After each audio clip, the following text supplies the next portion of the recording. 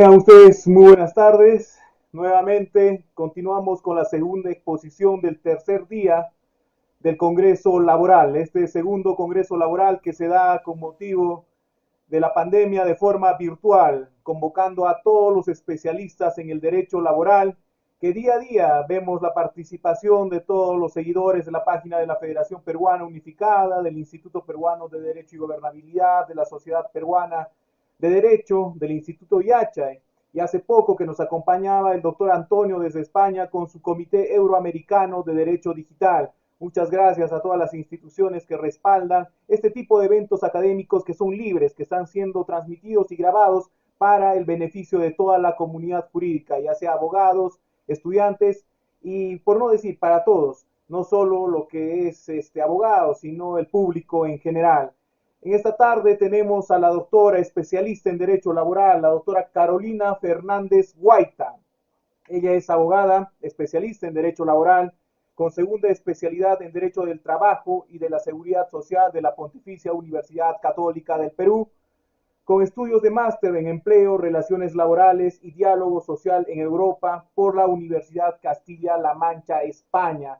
El día de hoy le agradecemos la participación a la doctora Carolina. Nos va a deleitar con el tema las medidas laborales de los trabajadores vulnerables en el plan de vigilancia. Bienvenida, doctora. Le cedo el paso para esta ponencia magnífica. Muchas gracias, Bill. También quiero, antes de dar inicio a la exposición que me ha tocado el día de hoy, quiero agradecer a la Federación por haberme invitado, y asimismo a los organizadores. Realmente es un gran honor poder estar compartiendo con todos el día de hoy.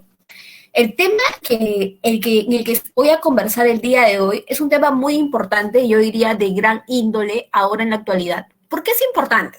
Es importante porque nosotros estamos en una situación de coyuntura y de sobre todo de gran gravedad. Yo lo defino de gran gravedad porque en realidad el tema en el que a cual nos encontramos, como es la pandemia y que ahora endemia, realmente determinado por la OMS, el COVID-19 ha afectado a varios puntos, tanto sociales, familiares, como en el tema de los derechos.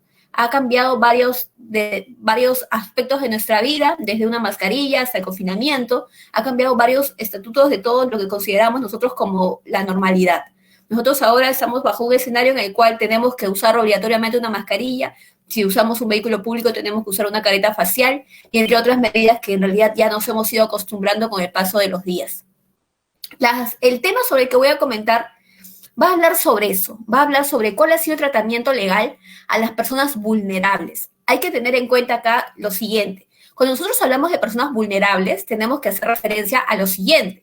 Tenemos que hacer referencia a que cuando yo hablo de personas vulnerables, yo no me refiero a las personas que son calificadas como grupos de riesgo. Las personas que son calificadas como grupos de riesgo, esas tienen una protección legal y laboral establecida en la Resolución Ministerial 448-2020 MINSA. Esas personas, como bien lo dice la normativa, preferentemente tendrán que realizar trabajo remoto. Pero cuando yo me refiero al otro sector vulnerable, lo que yo quiero representar es aquellas personas en las cuales, si bien no tienen alguna enfermedad que ha sido calificada como factor de riesgo, presentan algún tipo de enfermedad que va a imposibilitar que puedan regresar a las empresas.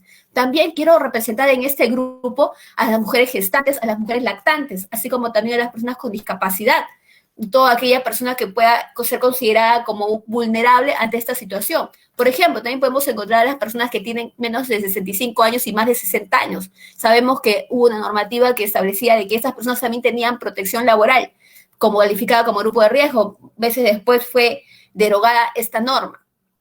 En tal sentido, tenemos que indicar que para este grupo de personas no ha habido una legislación específica que establezca qué debe hacer el empleador ante su concentración en las empresas. Pero sí ha habido una normativa que es la Ley 31051. Esa normativa lo que establecía para las mujeres gestantes y lactantes, no para el otro grupo de personas con enfermedades no catalogadas como grupos de riesgo, ha establecido que esas personas en realidad, que las mujeres gestantes o lactantes, tienen derecho a realizar trabajo remoto obligatoriamente si es que se puede verificar que existe un peligro al riesgo o la salud tanto de ellas como de sus menores hijos.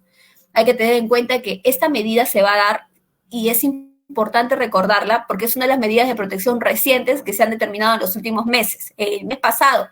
En tal sentido, cuando hablamos de la ley 31051, tenemos que decir que con esta ley se ha establecido obligatoriamente que esas personas deben realizar trabajo remoto y ante la no posibilidad de darles trabajo remoto, por ejemplo, pueden tener un puesto en el cual la actividad laboral es importante que no pueda realizarse trabajo remoto. ¿Por qué yo diría que es importante? Por ejemplo, tenemos que tener en cuenta aquellas labores de trabajadoras que pertenecen al sector de construcción civil. Van a haber algunas trabajadoras que su realización de labores se concentra exclusivamente en una obra y no se puede llevar la obra a casa, como bien lo imaginamos, así como puede ser el sector textilero. En el sector textilero tenemos las trabajadoras que hacen las labores de surcido. En realidad podría concentrarse, pero hay que tener en cuenta que para hacer las labores de surcido se requieren maquinarias industrializadas y esto va a ser muy difícil realizarlo desde trabajo remoto. Este es uno de los principales problemas que van a surgir y que la norma, si bien ha representado qué hacer ante esta situación, ha dicho lo siguiente: si existe una trabajadora gestante o lactante y no es posible darle trabajo remoto por la misma naturaleza de su puesto de trabajo, lo que tendrá que hacer el empleador será otorgarle un puesto de trabajo que pueda ser realmente parecido al puesto que realizaba antes, a fin de poder ejecutar trabajo remoto. En el supuesto caso que no se pueda dar esta medida de trabajo remoto, ya sea aún cambiándole de puesto, bueno, por la presente pandemia, lo que se tendrá que hacer, y eso sí también lo menciona la normativa, es otorgarle una licencia con goce de haber. Y ahí entra una pregunta, Carolina, ¿la licencia con goce de haber es compensable o no es compensable? En teoría la licencia con goce de haber es compensable, pero en la práctica ahí va otro problema, y es uno de los problemas que más se están teniendo en cuenta ahora con la presente coyuntura. Las compensaciones de horas. Las compensaciones de horas. Este tema es bien amplio, y sé que también lo han tocado algunos colegas. El tema de la compensación de horas, en realidad, no sé qué tan producente y tan beneficioso va a ser recuperar las horas no laboradas, si es que pueden haber un banco de centenares de horas, cuando podemos conocer que realizar horas en exceso sobre tiempo en exceso va a poder significar una afectación en la vida y la salud de las personas. De igual modo, ahorita sabemos que se están compensando con beneficios sociales, con remuneraciones, lo cual no termina, a mi parecer, inválido, porque son horas que se tienen que recuperar de igual modo. Volviendo al tema el cual estamos conversando el día de hoy, tenemos que seguir indicando que entonces que para el grupo de gestantes y lactantes sí hay una protección, que es la ley 31051, pero el otro grupo, el de que tiene personas que no tienen enfermedades, perdón, que tienen enfermedades pero que no han sido calificadas como de grupos de riesgo, para ese grupo de personas, ahí sí va a haber un problema. ¿Por qué? Van a haber personas en realidad que pueden tener TBC. ¿La TBC está calificada como una enfermedad que pertenece al grupo de riesgo? No podemos decir ello porque no está calificada como tal. En ese sentido, ¿qué protección le corresponde a esas personas? La RM 448-2020 MISA, que es la normativa general que en la actualidad regula todo lo que es la obligación de tener un plan de vigilancia, la obligación de implementar un lavado de manos, la obligación de tener también realizar pruebas serológicas o moleculares de acuerdo al nivel de riesgo. Es obligatorio para puestos de alto y muy alto riesgo. Pero esta normativa, que es la matriz al día de hoy en plan de vigilancia que derogó a la 239-2020 MINSA, no establece las medidas que se pueden especificar para las personas que tienen enfermedades no catalogadas como grupo de riesgo. Pero en la práctica lo que sabemos y lo que se está haciendo, y sobre todo con la aplicación de la 29783 y su reglamento, es tener que estas personas puedan ser evaluadas por el médico ocupacional. Y es un punto importante mencionar la figura del médico ocupacional. El médico ocupacional es quien va a liderar la vigilancia y la salud de todo lo que atiende a la presente coyuntura. Esa persona quien va a tener que identificar cuáles son los riesgos que presenta el puesto de trabajo de cada persona que tiene una enfermedad no catalogada en los grupos de riesgo. ¿Por qué? Porque en virtud a la evaluación, a los exámenes, a las pruebas que les va a realizar, va a poder conocer si estas personas en realidad pueden regresar a trabajar. En el caso que se haya una evaluación realizada a esta persona y se puede determinar que no es posible que regrese porque su estado de salud se va a ver afectado, por ello se tendrá que determinar el no regreso. ¿Por qué va a pasar en el caso de que exista personal que regrese y que tenga una enfermedad y que pueda contagiarse de este virus? En realidad ahí se aplicarían las reglas de responsabilidad civil, como todos bien sabemos, las indemnizaciones y otros conceptos que pudieran aplicarse, lucro cesante, todo lo que corresponde al daño generado, daño moral, etcétera. En realidad tenemos que tener mucho cuidado sobre este punto porque el tema de los medidas vulnerables, a las personas vulnerables, es un factor que reviene relevante. Y sobre todo es muy importante mencionarlo porque no hay una regulación específica como se ha ocurrido con la 31051, en la cual abordó solamente a todo lo que es gestantes y lactantes. Pero se olvidó otro punto importante, que son las personas que tienen, por ejemplo, 62 años de edad. Una persona que tiene 61 años de edad puede regresar a trabajar en la empresa. Tenemos que tener en cuenta que también otra normativa como es la DJ o la Declaración Jurada de Asunción de Riesgos también contempla el regreso, pero solamente de personas con factores de riesgo. Solamente hay una regulación de estas personas. En tal caso, será obligatorio que regresen las personas que tienen enfermedades y no calificadas como grupos de riesgo mediante una DJ de riesgo, y que no, porque esta DJ solamente aplica para las personas con enfermedades que tienen ya regulación expresa en la 448. En todo sentido, este es uno de los problemas que va a subyacer con esta normativa. Pero ante problemas, ¿qué es lo que se busca? Soluciones. Y una de las soluciones que puede ser necesario, yo diría, no puede en el sentido de que la empresa va a poder determinar si es aplicable o no. Pero más allá de eso, quien va a tener el deber de aplicarlo son los médicos ocupacionales. Porque bien sabemos que las evaluaciones médicas las realiza el médico de toda empresa y el área de seguridad y salud en el trabajo. Y quien va a tener que realizar la evaluación es el médico ocupacional. Entonces ahí tendremos que la palabra de puede o no puede no será válida, será un deber. Pero el problema acá van a ser por el tema de que no hay una regulación que exija que las empresas puedan realizar esas evaluaciones a este grupo específico. Por eso es que van a haber algunas empresas que en realidad han estado optando porque personas que tengan 61 o 63 años regresen a las empresas. Situaciones que se han podido dar en las municipalidades, situaciones que se han podido dar en algunas empresas cuyo personal que presentaba dichas enfermedades terminó contagiado. ¿Y cuál es la situación grave? A ver, ahí lo que yo podría contarles es de que la situación grave, si bien se va a manifestar por una afectación a la salud, que va a terminar en descansos médicos y subsidios, también hay otro punto que es perjudicial para las empresas, es el tema de la paralización, prohibición o cierre de labores. Esta es una medida que también tienen que tomar en cuenta porque ante casos de brotes, y esa sí la palabra que definía la anterior norma, para aquí les voy a mencionar un pequeño comentario. Antes de la 448-2020 MINSA teníamos la 239-2020. Esa normativa nos hablaba acerca de la situación de brotes. Y muchos me dirán, doctora, ¿qué son brotes? Brotes es la aparición de uno o más casos de trabajadores contagiados. Ante su configuración, se mencionaba expresamente que operaba la suspensión o paralización de labores. Entonces, con la 448 se deja sin efecto este punto, no se menciona.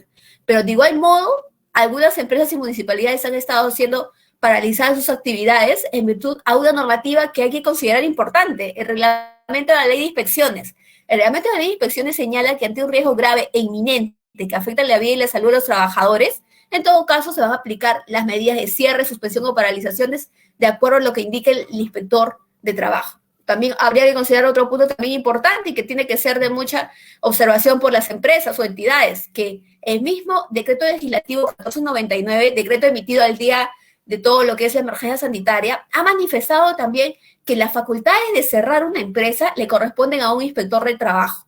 En tal sentido, por acá ya tenemos el sentir o el punto de vista de SUNAFIL respecto a la aparición de brotes en el centro de trabajo. Y ahí es lo que yo quiero mencionar. Esa situación de brotes, en mi experiencia, la hemos visto con casos de empresas que han tenido personal diagnosticado con TBC. ¿Los trabajadores con TBC o VIH deberán regresar? Esa es una pregunta bien importante que tendríamos que hacernos y también que puede permitirnos analizar si algunos puntos de la ARM 448 en realidad debieron haber manifestado o haberse ampliado para poder contemplar otros supuestos. Y aquí es donde podemos también decir de que en realidad en esta normativa se debió haber señalado estos supuestos porque estos van a implicar un deber hacer, no un tener en cuenta, no un considerar, como puede existir el día de hoy. En estos casos de las empresas, por lo que se ha visto, SUNAFIL, al detectar que había casos de contagios, entonces lo que ordenó fue la paralización o la prohibición de labores. Pero esa es la medida de la que menos todos nosotros queremos llegar a tener, a observar, porque en realidad nadie quiere que su empresa pueda verse paralizada. En realidad todos podemos tener en cuenta que nadie quiere no dejar de producir. Pero más allá de eso, y lo que yo podría indicar sería que la vigilancia de la salud sabemos que es un deber de toda empresa. Sabemos que es un deber a partir de la 29783, reglamento, las normas los tratados ratificados por nuestro país, por la OIT, por la OMS, por todo lo que corresponde a la materia de seguridad y salud del trabajo que siempre ha existido. Pero el tema de la protección de los grupos vulnerables al día de hoy no tiene una normativa específica, como bien tienen las madres gestantes y lactantes, pero de todas maneras podemos contemplar que la figura va a recaer y va a ser de aplicación supletoria para 29783 y reglamento. En tal caso, lo que podríamos decir es que ante estos grupos tendría que haber una evaluación médica que va a tener que ser realizada por el profesional de la salud. Y allí va otro punto. Van a haber algunas empresas que, dado su número de trabajadores, tanto enfermeras, puede ser el caso que tenga obligatoriamente una enfermera, un médico ocupacional o un profesional de la salud. De acuerdo al número de trabajadores, van a tener la obligación de tener esos profesionales, uno, ¿no? O dos, en todo caso. Van a confluir también dos casos en los cuales van a tener la obligación, de acuerdo al número de trabajadores, cuando las empresas tienen más de 500, tener un profesional como un médico y una enfermera. Y allí es un punto relevante que yo quiero mencionar. En todo caso, lo que se tendrá que hacer como medidas para vigilar la vida y la salud de estas personas es poder primero identificar quiénes son las personas que son calificadas como vulnerables y que no están contempladas en la 448. Podemos ahí mencionar, y yo citaría como primer ejemplo, porque es el caso en el que he visto tres consultas de personas que tienen TBC y que han sido en la mayoría muy afectada su salud, yo diría que muy grave, porque en realidad necesitaron intervención urgente y terminaron en UCI. En estos casos, en realidad, se habría que tener en cuenta y, sobre todo, liderarlo por el médico ocupacional o profesional de salud correspondiente, porque eso va a ser considerado como un acto de prevención y de protección que va a tener este personal a vista de SUNAFIL. Y ahí va otro punto respecto a la comunicación. Hay algunos casos de empresas que comunican, ¿no? Cuando consultan, ¿cómo puedo saber si mi trabajador tiene dicha enfermedad? Recordemos acá que el tema de las enfermedades que pueden sufrir cada trabajador son obligatoriamente realizadas o son obligatoriamente detectadas cuando las empresas realizan sus EMOS, sus famosos exámenes médicos ocupacionales. También tenemos que tener en cuenta que cuando una empresa realiza actividades de alto riesgo, son calificadas como obligatorias que realicen exámenes médicos ocupacionales antes, durante y al término. Y cuando no realizan actividades calificadas como de alto riesgo, entonces podemos mencionar que tienen su obligación de realizar los famosos EMOS cada 2 años. Esa es una obligación que ya teníamos con el 29783 y su reglamento. Pero a ver, una empresa, para que pueda determinar si un trabajador tiene algún tipo de enfermedad no contemplada en estos tipos de cuadros de la 448, nosotros tendríamos que tener en cuenta que allí va a implicar, y de nuevo, ahí es lo que resaltaría, el mismo liderazgo de médico ocupacional, que va a tener que efectuar una revisión respecto a los resultados de los EMOS. Y ahí algunos me dirán, Carolina, los EMOS en realidad no te dicen qué enfermedad tienen o no, solamente es una revisión médica general. Pero ahí hay que tener en cuenta otro punto. ¿En quién recae la obligación de poder decir si este personal tenía o no una enfermedad, si es que la empresa realizó exámenes médicos ocupacionales? Allí yo diría y yo recomendaría que, si bien se puede tener una evaluación general, se puede revisar los files de los trabajadores a fin de poder identificar si es que en algún tipo de época o mes o año el trabajador habría comunicado el padecimiento de dicha enfermedad. Y eso es importante, ¿por qué? Porque si el trabajador ha comunicado que padece de dicha enfermedad, ha sido puesto en conocimiento de la empresa, entonces ahí se puede garantizar que la empresa ya tenía previo conocimiento, y aún teniendo previo conocimiento, indicó que el trabajador tenía que realizar labores de forma presencial. Ese punto sustentaría, si el trabajador va a una vía judicial a pedir indemnización por daños y perjuicios, que la empresa cometió un daño a la persona, a un daño a la salud de la persona, porque en realidad tenía conocimiento y, muy a pesar de eso, no gestionó las medidas de vigilancia de la salud que son obligatorias para todo tipo de persona, sobre todo cuando tiene algún tipo de enfermedad que indique que su regreso presencial puede afectar la vida y la salud. En todo caso, van a haber algunos casos de empresas que me comenten, nosotros no tenemos información de ello del trabajador. Allí recae, y yo diría que ahí sí recae la figura de los trabajadores que tienen la obligación de comunicarlo. Y acá va a haber un punto importante.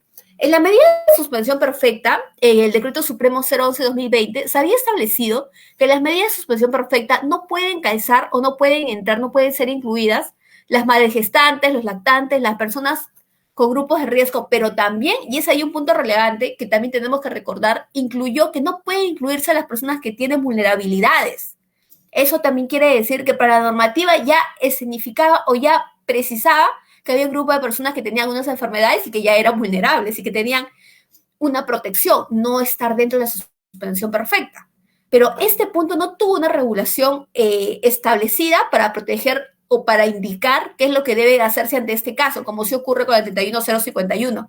Pero más allá de eso, lo que yo diría es de que esas personas tendrían que comunicar a las empresas que padecen de algún tipo de enfermedad. ¿Por qué? Porque con eso se va a sustentar que la empresa tenía conocimiento de ello, de que padecía de algún tipo de virus que causaba o que podía mermar su estado de salud, y que con eso ya la empresa podía gestionar la evaluación médica la evaluación médica correspondiente a fin de poder identificar si esta persona cumple con los parámetros adecuados para poder regresar, o si de no ser así, ¿qué tendría que hacerse? Ahí de no evidenciarse un regreso presencial dado que pueda afectar la vida y la salud, lo que tendría que hacerse por obvias razones es determinar el trabajo remoto. Y ante la inasistencia de trabajo remoto, porque no se puede, porque es un trabajo que en realidad tiene que ser de forma presencial, tendrá que aplicarse una licencia con goce de haber compensable. Esto es importante recordarlo, porque si no se aplica esta medida y si se vulnera la vida y la salud de las personas exponiéndolas a trabajar, cuando bien sabemos que puede ser el caso, por ejemplo, de un trabajador que tiene VIH, en realidad estas personas van a estar mucho más expuestas a poder tener un cuadro mortal de COVID-19, de haberse contagiado. Y sobre todo recordar que en realidad la protección de la vida y la salud deviene un factor fundamental y que siempre ha estado establecido. Es una medida que en realidad ha sido desde el 2012 con la ley sobre salud del trabajo y su reglamento.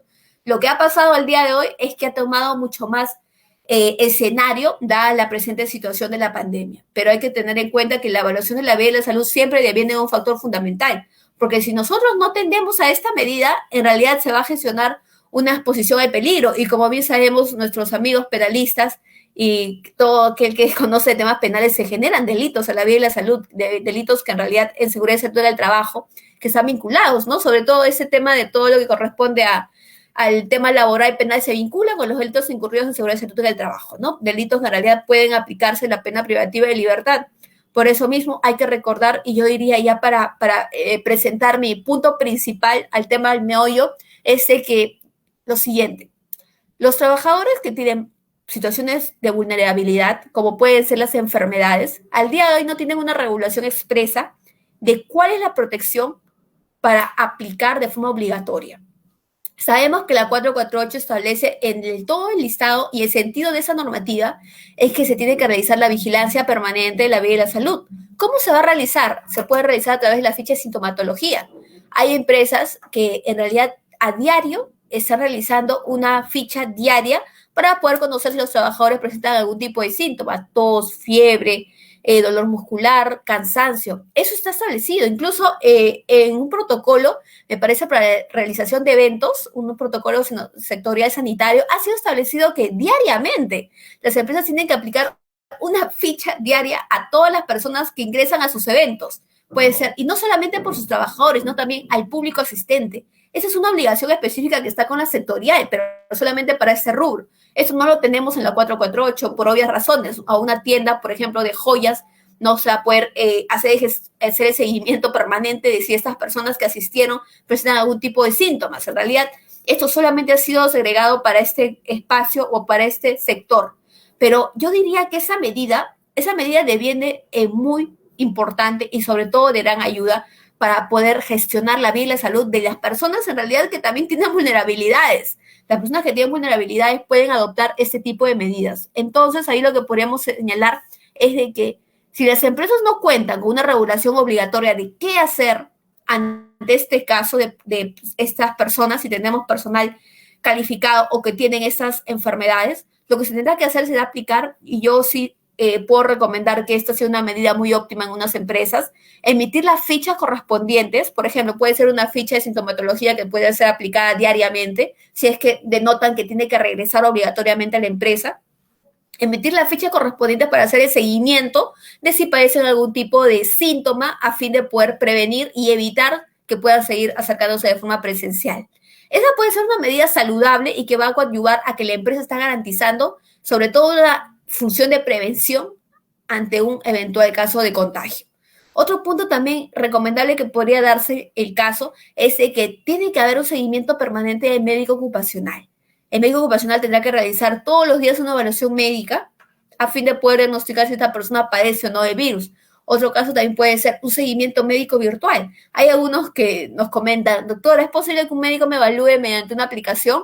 En realidad eso tiene bastante crítica, ¿no? Por el tema respecto a que si un médico puede hacerlo a distancia.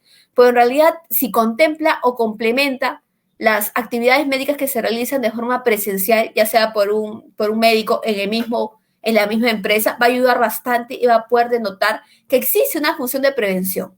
Entonces, hasta acá ya vamos nosotros teniendo en cuenta que, en primer lugar, no existe una protección legal o especial, específica, para los trabajadores que presentan vulnerabilidades, como sí se hace con la ley 31051, que regula expresamente la protección que van a tener las mujeres gestantes o las lactantes. Otro punto importante es que quien va a liderar la evaluación médica o la evaluación de los trabajadores que presentan esas enfermedades es el médico ocupacional o quien haga sus veces, como puede ser la enfermera o el profesional de la salud. Pero de todas maneras nosotros vamos a poder saber porque en realidad tiene ese médico o el profesional autorizado para hacer estos diagnósticos, se corresponderá a ser un médico. Y el tercer punto que también quisiera contemplar es el tema de la comunicación. Las empresas pueden tener en cuenta dos escenarios. Realizaron EMOS y se tuvieron en cuenta que evaluaron y se dieron cuenta que la persona estaba contagiada con algún tipo de enfermedad grave, como puede ser TBC, VIH, etcétera. Y esos resultados van a implicar poder demostrar que la empresa ya tenía conocimiento de que el trabajador padecía de un tipo de enfermedad y que al tener conocimiento ya tenía y recaía en él la figura de poder gestionar si regresaba o no de forma presencial. Va a haber otro punto también en que la empresa no conoce que padece dicha enfermedad ese trabajador. Puede ser el caso de trabajadores que recientemente han ingresado, ¿no? Por ejemplo, trabajadores que hace un mes ingresaron. Pero ahí habría que tener en cuenta si es que era de alto riesgo, obligatoriamente un examen médico. Pero si no era de alto riesgo, sabemos que se puede hacer cada 2 años. Bueno, en ese caso lo que establecería y lo que podría decirse es de que la empresa tendrá que recaer su figura fiscalizadora.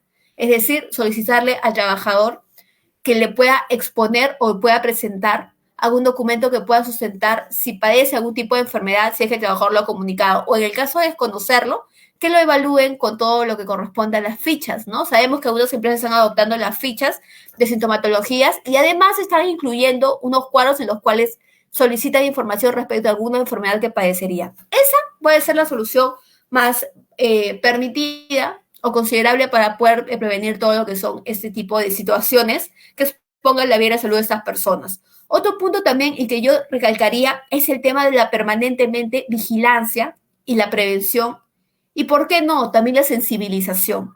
Esas son medidas que ya están establecidas en la normativa, pero más allá de eso tenemos que tener en cuenta que si bien hay una obligación de cumplirlas, tienen que ser interiorizadas por los trabajadores. Los trabajadores tienen que tener el sentir, yo lo digo sentir porque en realidad es una función propia de cada uno, no es que la empresa me va a obligar a preocuparme por mi vida y mi salud. En realidad esa función deviene en cada persona, en cada trabajador. Porque si no hay un correcto cuidado, una correcta concientización de lo que implica contagiarse de este virus, en realidad no va a haber un cumplimiento debido de las normativas, no de las disposiciones. Para ejemplos, diría los casos de trabajadores que cuando están en obra no usan una mascarilla. Diría también el caso de textileras, donde los trabajadores que trabajan con máquinas cortadoras no usan mascarilla y también se niegan a usar otro tipo de EPPs, como pueden ser los mandiles, como pueden ser las caretas faciales. También tenemos casos de trabajadores que realizan labores en las grandes industrias, por ejemplo, en las cadenas de gaseosas. Hay varios casos de trabajadores que en la actualidad no quieren usar los EPPs, por en realidad que manifiestan que durante tantos años han estado trabajando sin esos EPPs, que ahora con el tema de la COVID-19 no implican obligatorio. Estos hechos, si bien nosotros los podemos tener en cuenta, también tenemos que advertir que ante estos hechos es aplicable válidamente una sanción disciplinaria. ¿Y cómo eso yo lo relaciono con el tema de los grupos vulnerables? Tenemos que recordar que los grupos vulnerables también hay que aplicar una protección especial. Si las empresas deciden que estos trabajadores retornen de forma presencial y ya hicieron su evaluación médica y pueden denotar que el médico ocupacional ha certificado que el personal puede regresar, que de regresar no va a haber ningún tipo de afectación a su vida y la salud, entonces ellos podrán demostrar ante un caso de contagio que en realidad la empresa no tuvo cómo prever que en realidad iba a suceder esa situación, pero siempre y cuando se tenga un documento elaborado por el profesional que pueda demostrar que se hizo una evaluación médica. ¿Y por qué les digo eso? Porque miren, hay casos importantes en los que los trabajadores, si bien manifiestan que tenían toda la voluntad de regresar a la empresa, hay otros casos en los cuales los médicos indicarían que ellos no estuvieron de acuerdo con regreso presencial. Pero esos casos y los primeros que ya habría mencionado van a ocasionar una crisis en la vida y la salud de las personas, y sobre todo hay que tener en cuenta las multas que van a aplicarse a las empresas. En tal sentido, lo que yo diría es de que ahora hay que tener mucha prevención, mucho cuidado por saber qué personal puede regresar y qué personal no puede regresar. Si bien sabemos que ahorita no hay un grupo de normas relevantes que puedan indicar que las personas que pueden regresar siendo vulnerables pueden hacerlo obligatoriamente con trabajo presencial, en realidad hay que vigilar adecuadamente la vida y la salud de cada una de ellas para poder tener en cuenta y sobre todo demostrar que la empresa ha prevenido que este personal pueda tener algún tipo de riesgo en la vida y la salud. Y en eso recae la figura del médico ocupacional. El médico ocupacional, como líder de todo lo que corresponde a la seguridad y el trabajo de las empresas, va a tener que recaer su obligación de poder gestionar la evaluación médica correspondiente, atendiendo a si el personal ha comunicado o no. En el caso de no haber comunicado, como bien sabemos, ya tendrá que hacerse solicitar obligatoriamente que se emita una ficha en la cual puedan declarar respecto a si padecen o no de algún tipo de enfermedad, ¿no? Esos serían mis puntos más importantes, y sobre todo atender a que la vigilancia de la salud es un factor obligatorio que al día de hoy se tiene que hacer. No sabemos cuándo va a terminar la situación de peligrosidad que tenemos en la pandemia. Entenderíamos que cuando se encuentre una cura, y mientras tanto todos tenemos que gestionar la vida y la salud. Y en una empresa tiene que ser liderado ¿por quién? Ya sabemos que por el médico ocupacional. Muchas gracias por su atención. Muchas gracias, estimada doctora Carolina. Interesante la ponencia que ha desarrollado sobre estas medidas de prevención para las personas vulnerables y algunas medidas que también debe tomar lo que es el empleador y los cuidados que se tiene que tener. Muchas gracias, doctora Carolina. Agradecer a Gracias. nombre de la Federación Peruana Unificada de Abogados, de la Sociedad Peruana de Derecho, del Instituto Peruano de Derecho y Gobernabilidad, de este Comité Euroamericano del doctor Antonio Tejada, que representa allá en Europa. Muchas gracias nuevamente, doctora. Reciba todos los saludos ahí de la transmisión en vivo, de los registros, desde distintas partes del Perú, incluso desde Chimbote en especial, envían también un saludo. Sus palabras finales, doctora. Mis palabras finales, gracias Bill. Yo aquí quiero hacer un paréntesis y decir, no tenemos una normativa específica que pueda regular los grupos vulnerables y su regulación en todo lo que corresponde a qué debe hacer el empleador, pero sí podemos atender de la interpretación que hace la RM 448 de las otras normativas como la 011, como bien mencionábamos, y su regulación por primera vez en la implicación de suspensión perfecta, que no deberían estar incluidos los grupos vulnerables. Tenemos que tener en cuenta que este grupo sí existe y ha sido señalado con esta normativa, y ante su existencia se tiene que proteger la vida y la salud de igual modo, muy a pesar de que no esté, por ejemplo, en 31051 se menciona el trabajo remoto de forma obligatoria y si no licencia con goce de haber. De igual modo, esas normas pueden aplicarse supletoriamente ante los casos de vulnerabilidad. Yo en todo caso recomendaría a toda empresa y a todo empleador que ante el caso de tener este personal, primero tener que informarse debidamente si es que estas personas tienen o no esta enfermedad. Y segundo, de ser así, gestionar la vida y la salud a través de la evaluación médica permanente. Porque es a través de la evaluación realizada por un médico que se va a poder conocer si puede realizar labores de forma presencial o no. Si no hay esa evaluación médica, no podemos actuar de irresponsables y poder ordenar que regresen cuando pueda haber un contagio y que va a ser mucho más alto de producirse dada la enfermedad que tiene. Muchas gracias, doctora. Muchas gracias, doctora. Excelentes palabras y recomendaciones, porque luego surgen otro tipo también de problemas de no tener estas consideraciones. Un abrazo desde la ciudad imperial, doctora, y hasta la próxima. Gracias, Bill. Saludos a todos. Hasta luego.